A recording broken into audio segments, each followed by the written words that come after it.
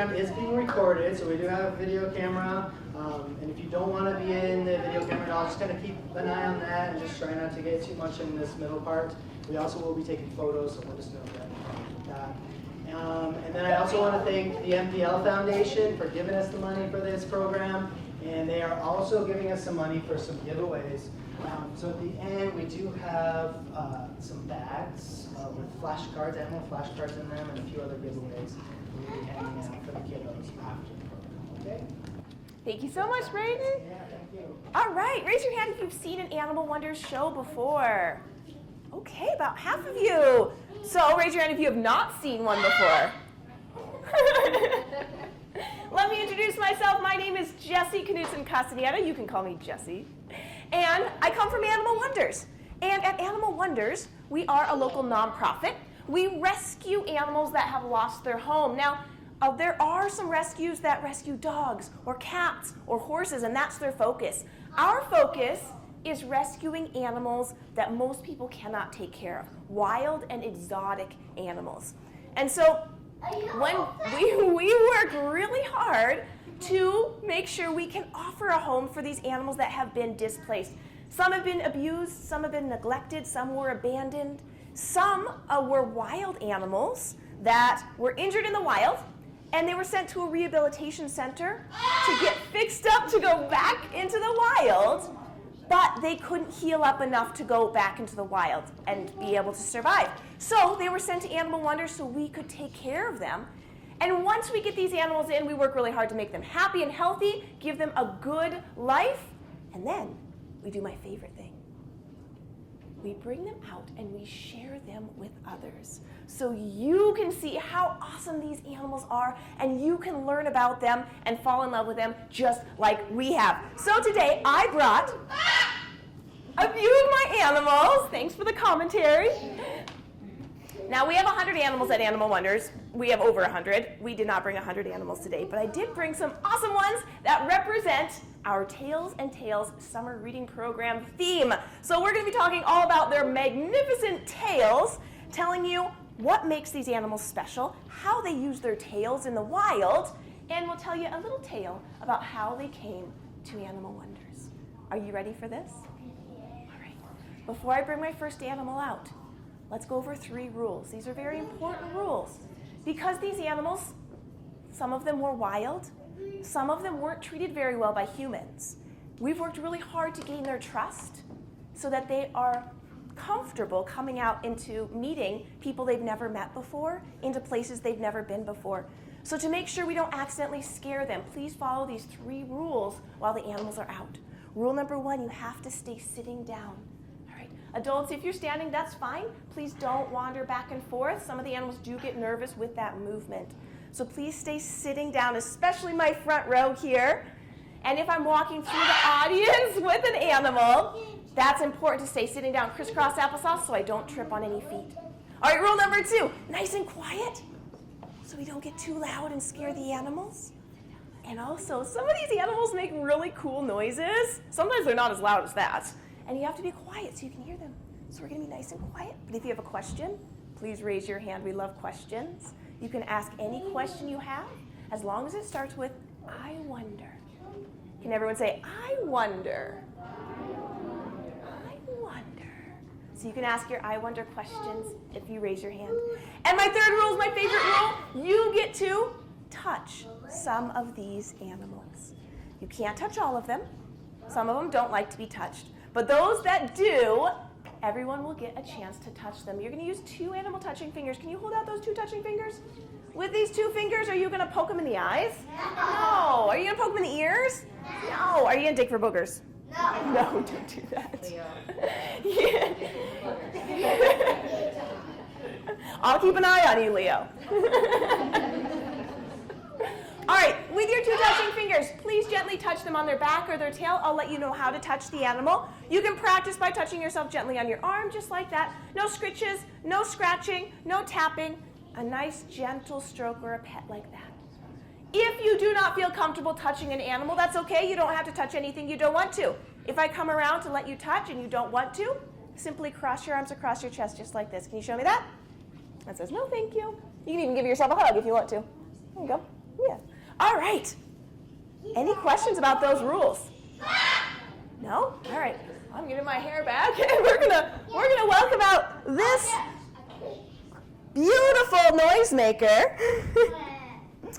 Her name is Joy, and she's an absolute joy. Remember my rules. Stay sitting and nice and quiet. All right. Hi, pretty girl. Look at you. You are ready. Let's do this. There she is. Oh, she is so excited. You can tell she is excited because the feathers on top of her head are puffed up a little bit. Look at that. Yeah. Would you like a little grape? There you go. This is Joy. Joy is a blue and gold macaw, and macaws belong to the parrot family. So if you look at them, they're quite colorful. Most parrots are colorful, but not all are. Some are gray, some are brownish. But you can tell that she is part of the parrot group because she has, you're all right, I won't get too close, I promise, because she has two special things on her. First, if you look at the birds, so she's covered in feathers, so she's a bird. If you look at their beak, that usually tells you what kind of bird they are. If she had a beak like this, and she quacked, that would be a duck. She also doesn't have a little beak that goes like this to peck food, like a chicken. A woodpecker. Instead, or a woodpecker that pecks like that. Instead, she has a curved beak. And that curved beak is really important for her to be able to survive in the wild. Now, the second thing that makes her part of the parrot group is these amazing feet. Joy, can you show off your foot there? Show off that foot. Look at that foot. You want to show it off one more time? Look at those toes she has on her feet. She's got 2 toes on the front and 2 toes on the back. Now, combined, those things are going to help her survive in the rainforest. Are you going to poop? You're going to poop? I know you are. Don't you poop on the brand new carpet? She's like, I don't want to poop on the table. I want to poop on the carpet. All right, we might catch it. Maybe I'll just stand like this for a while. All right, so let's see. In the wild, blue and gold macaws would be living in the jungles of South America, and they'd be up high in the trees looking for any foods they can eat. They love to eat little seeds. They like to eat, there it is. They like to eat seeds and flowers and fruit. But a lot of other animals like to eat flowers and fruit and seeds. So they have a special thing so that they can eat foods no other animals can. Would you like to see what they can eat? What's this? Nut. What is it? Nut. It's a kind of a nut. It's not a walnut. It starts with an A. Oh, she saw it. It starts with an A. I bet most of you have eaten one of these before. This is an almond. Joy, would you like the almond? Are you doing? Thanks. This almond is too hard for us to crack into. Let's see what she does with it. With her amazing powers combined, those feet and that beak, she cracked into that almond in just a couple seconds. Isn't that incredible? So this almond, it is too tough for us to crack into. Like, I could squeeze it as hard as I possibly could. I could try and bite it. I just kind of hurt my mouth a little bit. I might be able to stomp on it. But the only way to open this would be to use a tool, a rock or a hammer or a nutcracker. Luckily, she doesn't have a nutcracker in her back pocket, but luckily she has one built right into her face so that she can crack it right open. All right, let's try a bigger one. What's this? What is it? Hazelnut. This isn't a hazelnut. In the back. I don't like hazelnut. What is this? I have a nutcracker. Very cool. I have a nutcracker at home too. What is this? You want to try? You had your hand up. This is a walnut. Yes. Even though it's bigger, this walnut is easier to crack open. See his little belly button there? Ready? Let's see what she does with it. Watch her, watch her. Holding with her foot, using her tongue to feel, and then she uses her lower beak to wedge into that belly button there so that she can pry it open. Most other animals in the rainforest cannot get into a nut like this. So macaws have these special adaptations that allow them to eat food that other animals cannot eat, and that's super important. Now, they're going to be looking for their food up in the trees. There's something else that helps them up in the trees. What is going to help them survive in those trees? Yeah.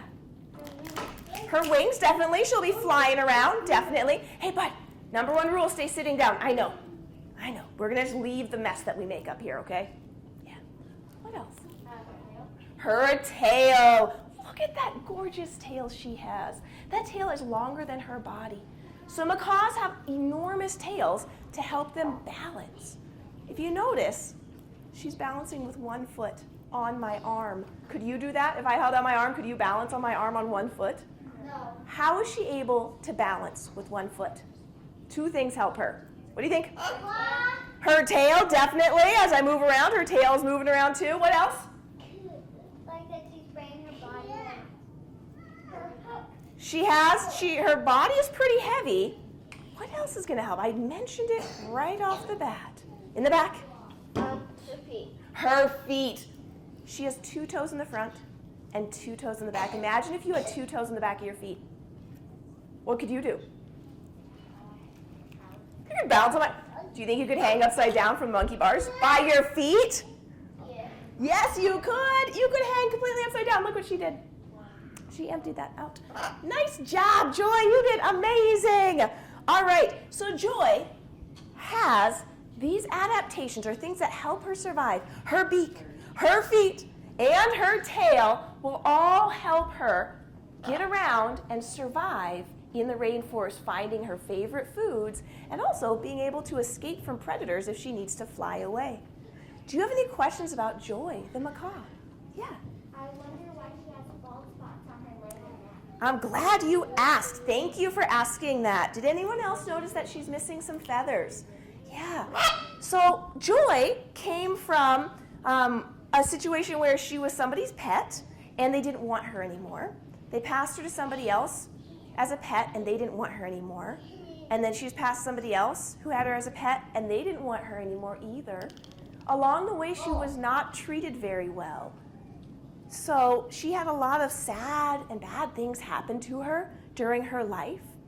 And she was finally rescued by someone who was taking in birds that needed a nice, safe place to be. Unfortunately, she ended up getting really sick. This is a hazelnut, by the way. She'll work on that for a while, maybe. So this lady, she got really sick, and she called us up and said, I have so many birds. Can you help us find homes for them? So we ended up taking in 6 birds that day, and Joy was one of them. Over the years, we've worked really hard to gain Joy's trust. It took me an entire year to get her to trust me enough to step onto my arm. It took 3 years to get her finally into her very first public program. She's been with us for 8 years now. She's in her early 30s. Good job, Joy. That was a hard nut to get into, huh? Well done. So she is early 30s. We don't know her exact age. And they can live up to 80 years. So the reason that Joy she's missing feathers is because she actually pulls her own feathers out.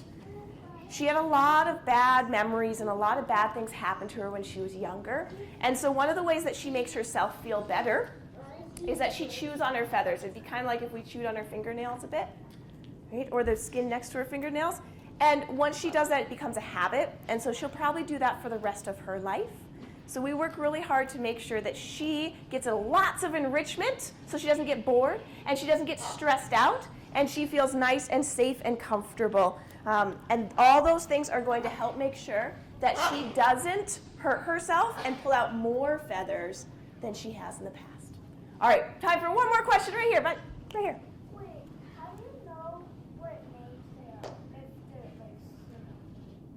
like, how do you know? If you name all of them, how do you know which ones they are? Oh, do you go to school? And you have kids in your class, right?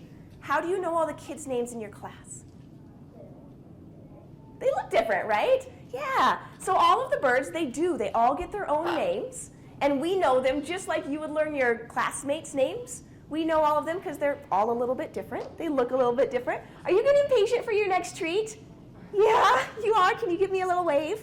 Good girl. Thank you. You can have treats for that. Yes, last one as I put her away. I wonder why there's bald So do you remember what I said? That she pulls her own feathers out. She chews on them and she pulls her feathers out. She does that kind of like we would bite our nails. She does it when she's feeling a little bit uncomfortable or nervous or bored. She does that because of the trauma that she's had in her past. Yeah, the bad things. So we're going to say goodbye to Joy, beautiful girl. Yes, we're going to save some of those nuts for the next show, huh? Or you'll fill up on them. There you go. Good girl. All right. Our next animal. I need a volunteer for my next animal. Who would like to come up? You want to be my volunteer? I'd come and sit right in front of my table there. I have a little mess right in front of my table there. Come on. It's dangerous behind my table. Right there. There you go. All right, I'm going to clean up a little mess right on top of my table. And go ahead and have a seat right in front of my table. Right there. Perfect. And I'm going to bring a little blanket to lay on your lap. There you go. This animal's going to sit. You want to scooch up a little bit so you're not crowded so much on that table? There you go. A little more comfortable. She's going to sit on your lap. How does that make you feel? Are you excited? Yeah? Okay. All right. I'm going to bring out some of her favorite treats. You can give this a little look over. There's some grapes and some papaya. What else is in that little bowl there? What are those little things? Do you see them? Are they little bugs? Yeah, there's some little bugs in there too. So this animal loves to eat bugs and fruit and pretty much anything. All right, I'm on this side now. She's going to be right here on your lap there. I'm going to set her down. And we're going to give her one treat at a time. Otherwise, she will eat them all. You are welcome to put your hand right on her back here to hold her on up onto your lap there. Do you want some help? I can help you out. I'm going to scooch her up onto your lap. There you go. And you can put your hand right. Open your hand a little bit, let go of her fur. There you go. All right. So Ophelia here, does anyone know what she is? What do you think she is? She's a possum. Good job. A lot of people say possum, and that's totally fine. There are actual possums in Australia. They look like flying squirrels. So this officially is an opossum. You're welcome to say possum if you'd like to, though.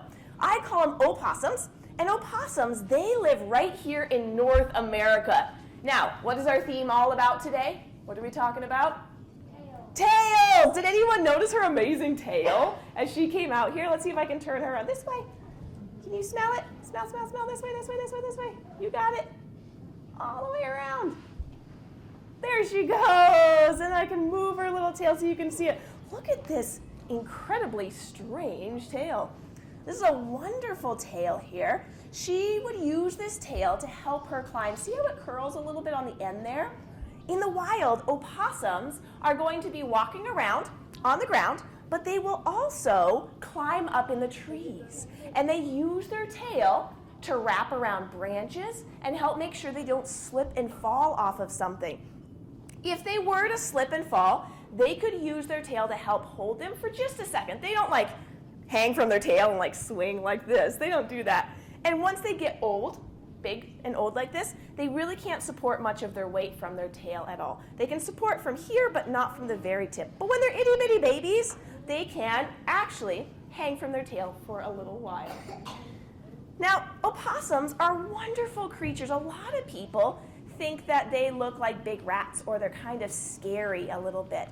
But if you look at her, They look like big hamsters. they look like big hamsters. I think they're kind of cute. I'm going to see if she wants to walk around a little bit. Let her head on off your lap a little bit. There you go. I don't want her to scratch your leg a little. There you go. Cover that up. There you go. Want to give her one last pet?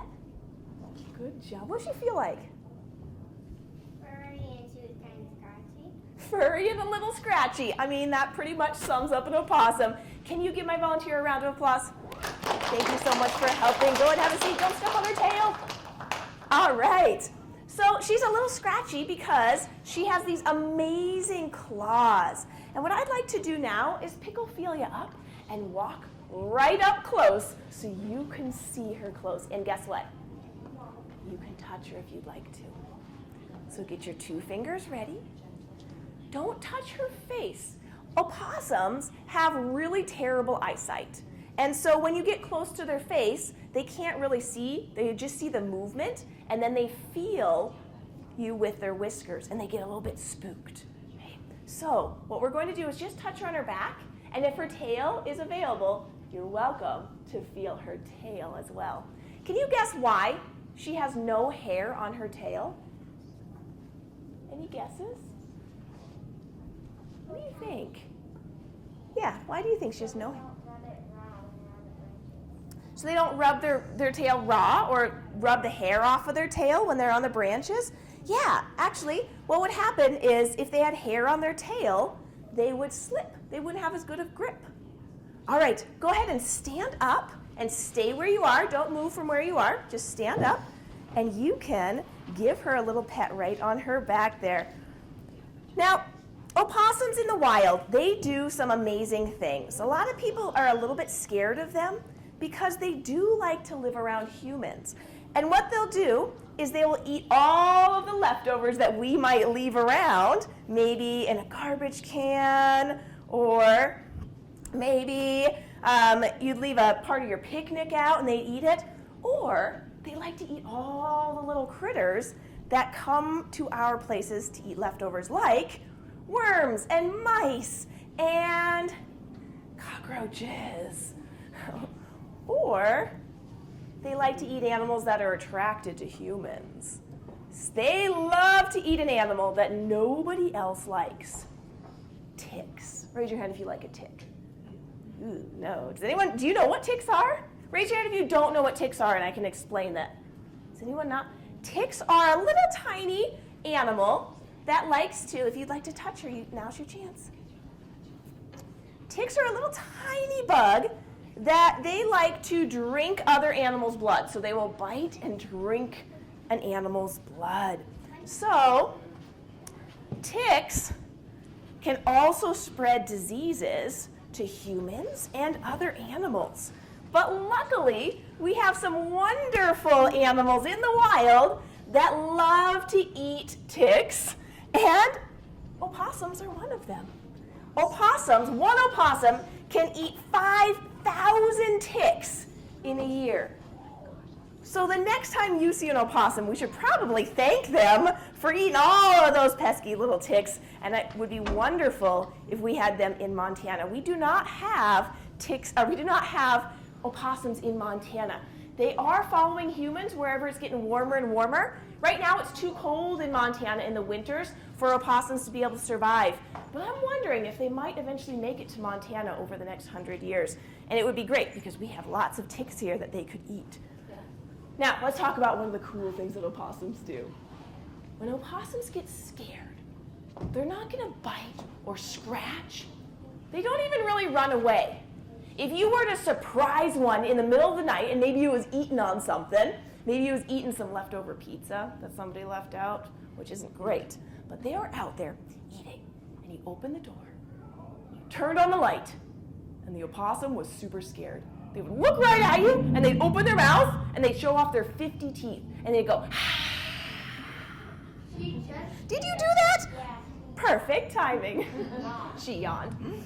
So she would show off those teeth, and she'd hiss, and her eyes shine light back at you like cats do.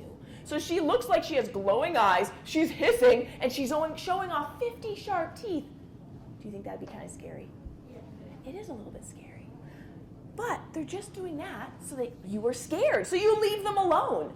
If you don't leave them alone, if you come closer, or maybe your dog comes out and starts running at them, they're gonna be super scared.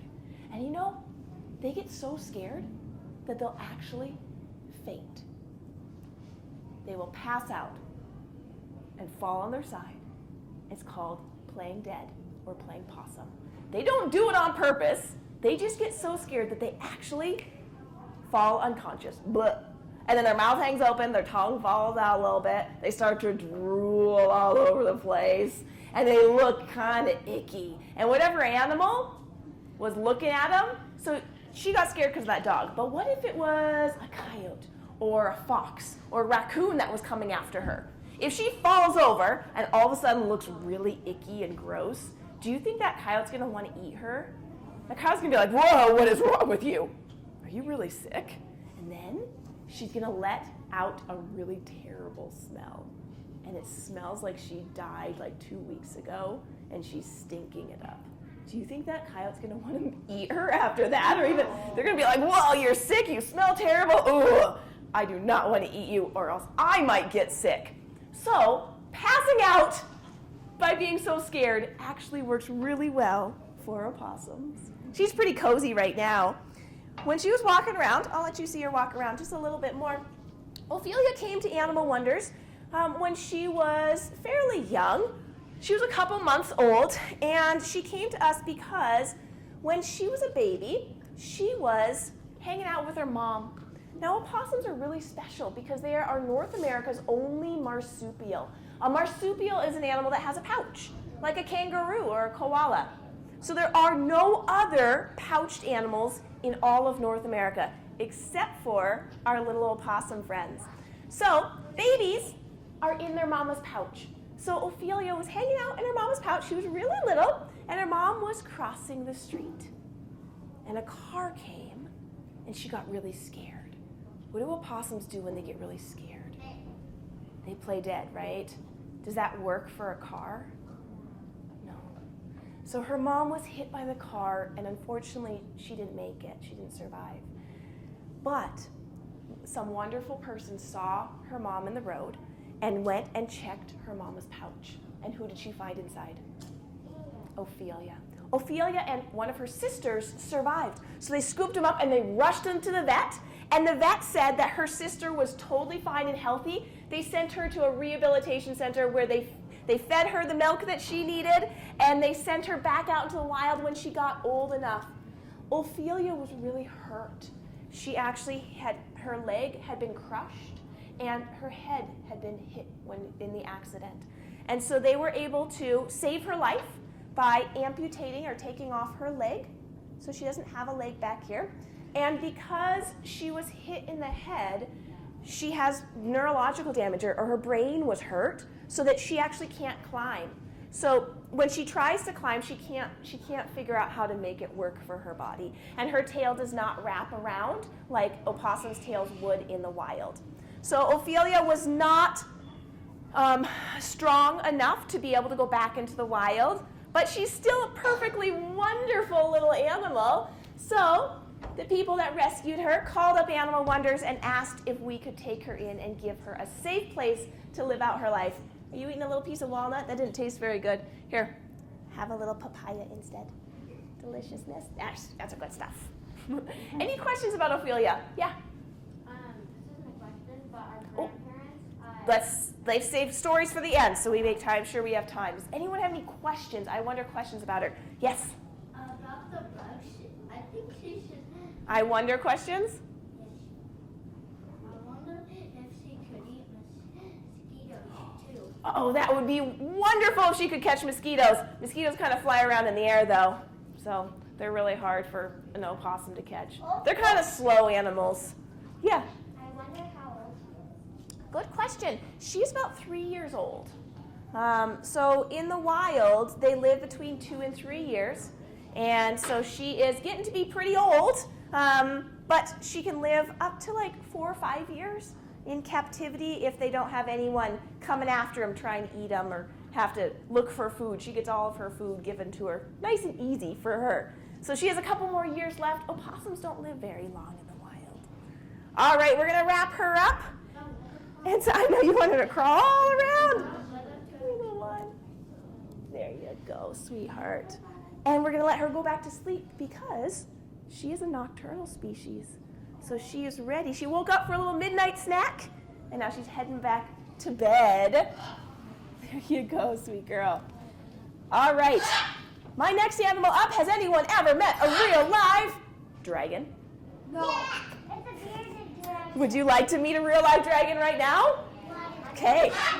All right. This dragon lives in the rainforests, tropical forests of China and surrounding areas. This is a Chinese water dragon. His name is Loki, and you will be able to touch him after we learn a little bit about him. All right, he is a lizard. He's covered in scales. And I know I told you he was a dragon, and he's as close to a dragon as you're going to get. He is called a water dragon. He can't breathe fire and he can't fly, but he still has some amazing things about him. Look at this tail. Isn't that an incredible tail? It is so neat. Let me tell you what he does with his tail. In the wild, he will climb up a tree, and he spends most of his time up in the leaves. You see his color is mostly green like that. His tail's kind of striped. He's going to blend in or camouflage really well where he lives, so most animals won't be able to see him. But if something comes along, like maybe a small jungle cat creeping toward him, what do you think he can do to save his life? What do you think? Yeah? So he won't go down to the grass, but he's going to use his camouflage to blend in with those green leaves. What do you think he's going to use? Hint, hint. What do you think?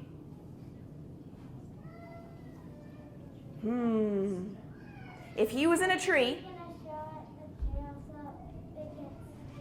Ooh, maybe. So if he was up on a branch and you came close to him, you know what he would do? Go ahead and reach your hand a little bit close to him. Pretend like that's it. What he would do? Go ahead and reach your hand up. He's going to go whack, whack, whack, whack, whack, whack, whack, whack, and whack you right on the head and in the face if he can. And he'll take that amazing tail. It is really hard because his bone goes all the way down to the tip there. And he has really strong muscles right here. So it'd be like if you took like a little willow twig and you whacked something with it. That would hurt a lot. It's like a whip. So he can actually whip you, and he could cut into your skin a bit. That's how strong he is. So if it's that little jungle cat comes at him, whack, whack, whack, whack, he's going to whack them, and they're going to run away. Now, he's going to spend most of his time looking for food and then hanging out in the sunshine. But what if a bigger jungle cat came climbing toward him? Maybe it saw him go catch a little bug. And he saw that movement, and the cat goes, ooh, I'm going to go eat it. Now, this jungle cat's big. He's going to maybe try and whip it, but maybe that tail won't work on a bigger cat. He has another thing that he can do. Does anyone know what he can do? Good afternoon, library patrons. Time is now 2:45, and we'll be cycling our next group in about. All right, what do you think he's going to do? If you're wearing a red wristband, that is a red wristband. Please make your final selections. Check in with the library staff if you have any questions. And then please begin to make your way towards the exit. Is his tail going to come off? No, his tail's not going to come off. It's not.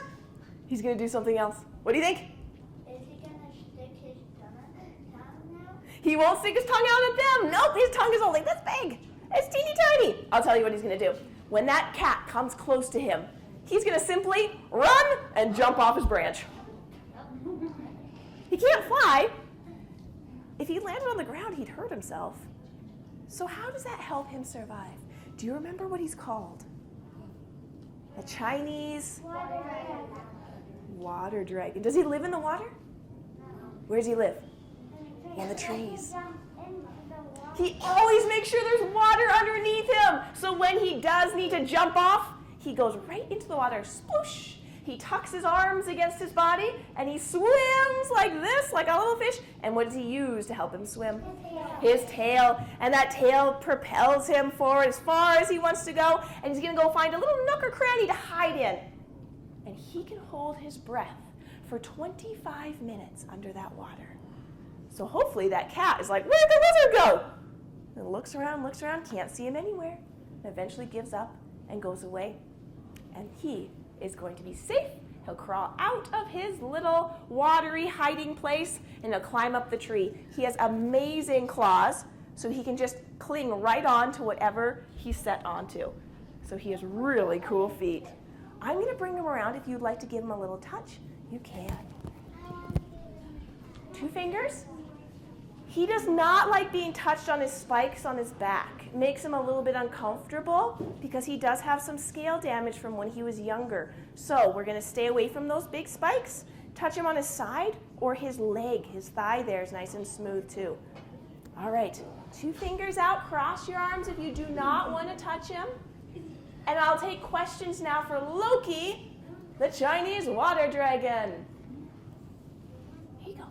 Question, yeah. I wonder why he was sent to Animal Wonders. Why did he come to Animal Wonders? So his tale about his story is somebody bought him as a pet right here at, I think, probably PetSmart, and right here in town. And they had him for a little bit, and they thought they had been given. All right, get your fingers out to touch him, guys. We're gonna run out of time. You're fine. The farther I have to reach down, the more uncomfortable he gets. So if you get your fingers up nice and high, I won't have to put him on the ground, and he won't try and run away. There you go. Good job. So they thought that they had the right information because they asked the people at PetSmart to help them, but really they did not get the right kind of home that he needed. So they gave him too small of a home with not the right kind of hiding places that he needed and not the right kind of lighting. So, did you want to touch him? So when he didn't like his home, and so he constantly was trying to get out of it. And he also doesn't understand glass. And so he would stay at the front of his glass tank, really unhappy, trying to get out the whole time, and he rubbed his face so much that it actually made a sore, a really bad sore on his face. And when the people realized that they just had not done enough research, they didn't know, don't touch his back scales, please, guys. They just did not do the right research, and when they finally did do the research on what kind of care he needed, it was too much for them to take on. So they need a very large space to live in. So if you look at his face, you can see his little tongue sticking out right there. You shouldn't be able to see his tongue or his teeth. He's actually missing the front part of his face because of that. So we took him in. He was quite a bit smaller than this, but this is about as big as he's going to get. He might get a little bit thicker and more burly, but Chinese water dragons, you can buy them at a pet store, but they need like half a room to live in to be happy. Yeah? I wonder if they change colors. They don't really change color, not like chameleons. So a lot of people look at him and they think he's a chameleon or an iguana, and those are both green lizards, but they come from a completely different continent. Yeah. One question right there. Yeah. I wonder what container you used to transport him in. So we have a little custom, I can show it to you. It's a custom Tupperware that we make nice and humid and we drill holes in. Just a little Tupperware. So that's how we keep him safe for the trip. That's not what he lives in. All right, are you ready for our next animal? It's our big one. Braden, how much time? We started way late. It's almost 3. It's 10 degrees. Okay, good. All right, we're gonna go for our big animal now. Does anyone need to get up and stretch before this animal comes out? Because you have to be totally still for this animal, front row especially. All right, do you need to get up? You can get up and stretch right now if you want to. You're gonna stand up, go and stretch those legs. Let's do that. Real quick stretch. Stretch those knees. Get on your tippy toes. Try and touch the ceiling. Get up there. Good job. Wave your hands in the air. Wiggle, wiggle, wiggle, wiggle, wiggle, wiggle. Shake those knees out. Good job. Wiggle, wiggle, wiggle the shoulders. And then wiggle all the way down into your seat. Oh, good job. All right. Here's our big boy coming out. He's big. He's amazing. He just had his 4th birthday. He's been hanging out. Oh, hi. He's been hanging out in this nice, cool, dark room back here. So I'm just going to wheel him on out here. Get his food first.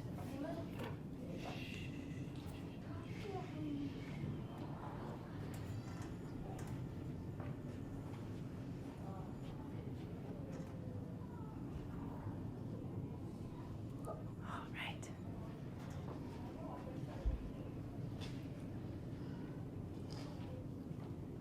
He's going to come sit in my lap here.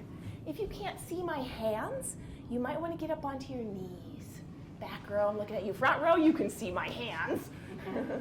If you can't see my hands right now, you might want to shift this way or that way so you can see and get a good look around the people around you. Are you excited? All right, silent when he comes out. He gets scared if everyone goes at the same time, okay? So nice and quiet. Hi, bud. Ready? Come on out. Careful, there's a step there. Oh, there you go. Nice job. Hey, hey. Look at you. Oh my goodness. Look at this tail. This is a fantastic tail. So this is Huckleberry. What is he? He's a beaver. He is. He is a beaver. And he came from right here, well, right outside of Missoula. And he was an orphan baby. They actually found him swimming in a little river, and there was a family, and they had their dog swimming in the river too, and they saw something trying to climb on their dog's back.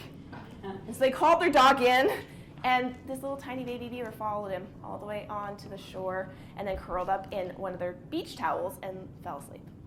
So they looked everywhere for his family, and they found no sign of beaver. So did you drop it? Oh, thank you for that little temper tantrum in my face. You dropped this. You can have the rest of that if you want. So they took him in, and they didn't know what to do, but they didn't want to just leave him there. So they took him in, and they called us up and asked if we would take him in. So we got little Huckleberry when he was about 3 to 4 weeks old. Now here's the thing about beavers. He throws temper tantrums about his food.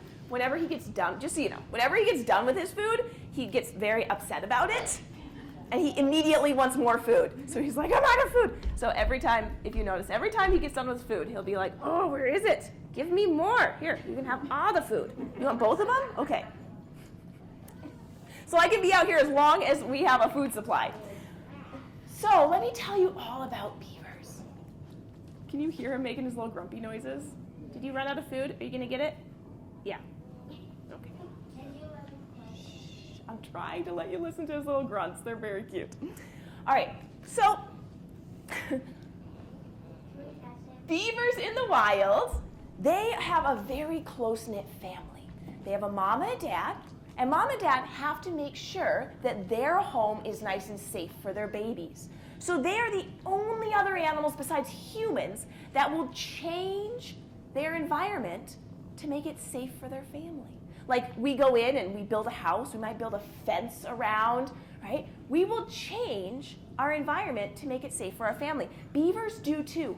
And what they do is maybe there's like the mom and dad will try and find like the best little property place. And maybe it's like a little stream, or maybe it's a faster moving stream. What they want to make sure is they have a big pond or a lake so that their babies can stay safe.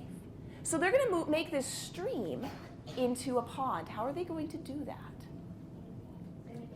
They're going to build a dam, and they do that themselves. They don't go like chainsaw trees down.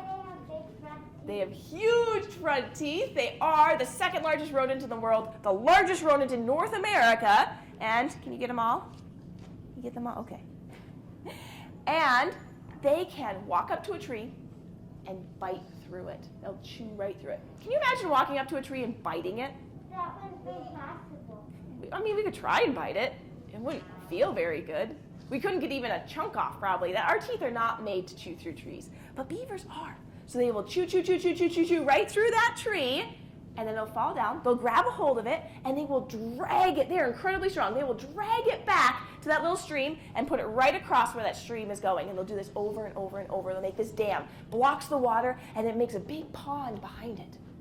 Now, once that pond is made, they're going to build their home. They don't live in their dam. They build a lodge. So they build this big pile of sticks in the middle of the pond, and it goes up higher than the pond is deep. And then they'll dive into the water, and here's their fort. Here's their little stick fort right there. That's their lodge. They're going to dive under the water and chew a secret entrance through the side and up through the middle.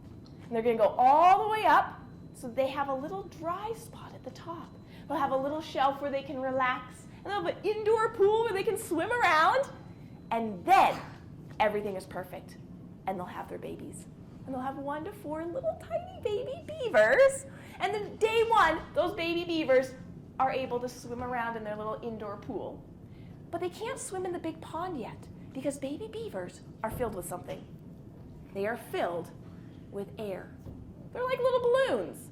What would happen if you took a balloon and shoved it under the water and then let go? They'll just pop right back up. Pops right back up, right? Here it is. Got it? So a little baby beaver would try and dive down out the secret entrance, and it just popped right back up, and it's stuck inside its little lodge, which is great because they're not big or strong enough to survive out in the big wide world. Now, when they grow and grow and grow and grow, 8 weeks old, they're big enough to dive, but they have to do something first. They have to get rid of all of that air inside their bellies. How do you get rid of air inside your belly? What do you do? Fart and burp. You would fart and burp. Exactly. And these little baby beavers, it's all the way down in the bottom part of their tummy, and so they fart it out, and they do all these little toot, toot, toot, toot, toot, toot, toots. And these little beavers then can dive down out the secret entrance and into the big wide world where they join their older brothers and sisters and their mom and dad, learning how to be a beaver. They don't leave mom and dad until they're 2 years old. So, when Huckleberry was found, he was 3 to 4 weeks old. Should he have been out of his lodge? No. That means that his lodge was destroyed by a predator or by human trappers, or something terrible happened to his family. So baby beavers should not be out of their lodge. If they are, it means that they need help. So he came to Animal Wonders, and we found out that he was actually, he was really sick. We gave him medicine that helped clear him up and get him all better. But as we got to know him a little bit more, we realized there was something else going on. And he's actually diagnosed with brain trauma called ataxia. So he will trip and fall and stumble. He also can't see out of his right eye, and so he'll run into things. And so if we were to release him back into the wild, he likely would not survive all the predators trying to go after him. So he's a non-releasable beaver. He just turned 4 years old. He's still grown. He's a young adult. He's about 40 to 45 pounds, depending on the season. And I think he's just going to keep getting bigger. What do they use their tail for? We're almost out of food. Swimming. They use their tail to swim. They'll go up and down like this as they swim through the water. They're not great at walking on the ground, but they're wonderful swimmers. And they will also use their tail for a couple other things. What do you think? Red wristband, that is a red wristband. Please make your final selections. Check in with the library staff. Good job. Yes. They will take their big tail and they will slap it on top of the water as hard as they can to make sure whoever's around them knows something scary happened. Now, if he was the dad and his babies were in danger and he slapped his tail, what would his babies do? How would they hide? If they're swimming around, eating little water plants, slap! What do the babies do? Do they fly away? Where do they go? Hi, you're almost out of food. They're going to dive into the water. And they're going to dive down deep and maybe sit on the bottom of the pond, or they'll make their way back into the secret entrance of their lodge and go into the lodge to safety. So it's really important that the babies are strong swimmers and that mom and dad can slap their tail and let them know immediately dive, get out of the way, something scary is coming along. They also use their tail to help them survive the long, cold winters. There's not a lot of food, like water plants in the, we're out of food now, so this is gonna be fun.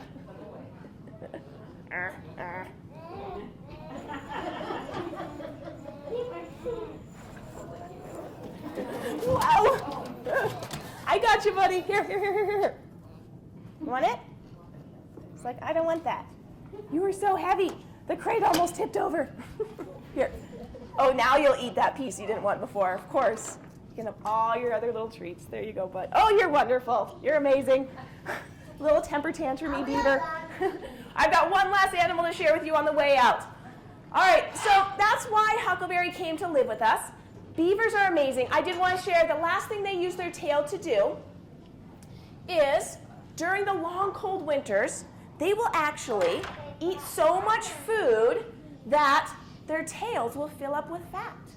And so they can actually sit nice and cozy in their lodges and use the fat in their tail to help nourish them through the winter. Now, we recently rescued one last animal that I would like to share with you today. She doesn't have a name yet. She's only been with us for 2 weeks. She's very cute. And I am very excited to be able to share her with you. I'm going to wrap her up in a little blanket so she feels nice and secure.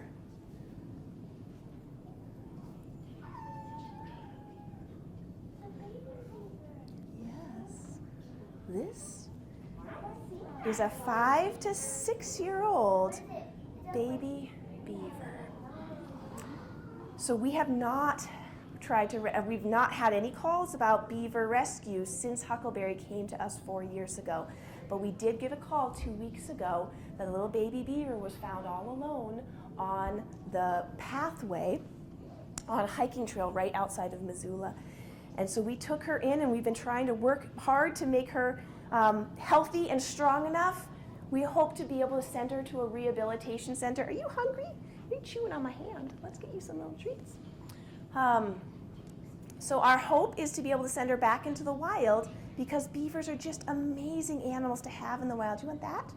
You want to choose your own? She said, no, I just want to chew on hands. So what I'd like you to do is I want you to keep wondering about all the animals out there. You met a few animals today, and all of them had amazing tails that helped them survive in the wild. And so the next time you see an animal, I want you to take a look at their tail and wonder, I wonder, does their tail help them survive somehow? I wonder. If you would like to touch the baby beaver, you can very quietly get into a line starting right here, give her a little touch, and then head quietly out. Thank you, everyone. If you would like to continue going on adventures with us at Animal Wonders, go ahead and 2 fingers right on her back. Go ahead, give her 2 touch. There you go. And then head that direction. If you would like to continue adventures with us at Animal Wonders, you can find us online at animalwonders.org. Our website has lots of pictures and cool animal facts. And if you're allowed on YouTube, we also have a YouTube channel with over 400 videos that you can watch for free. Make sure you ask your parents first to go on YouTube. And it's called Animal Wonders Montana. Thank you, everyone, for joining us. 2 fingers right on her back. So we have videos on YouTube. I'm not sure what all kinds of YouTube means. Touches. Come on up here next. Right on her back. She's so soft. Sweet girl. Go ahead. There you go. Thank you very much. Can you smell her? She smells kind of strong. Thank you. You're welcome. Come on up. Lauren, what's your question, bud? Okay, tell me. Where did you see this baby beaver? On the video. You did. You're right. Come on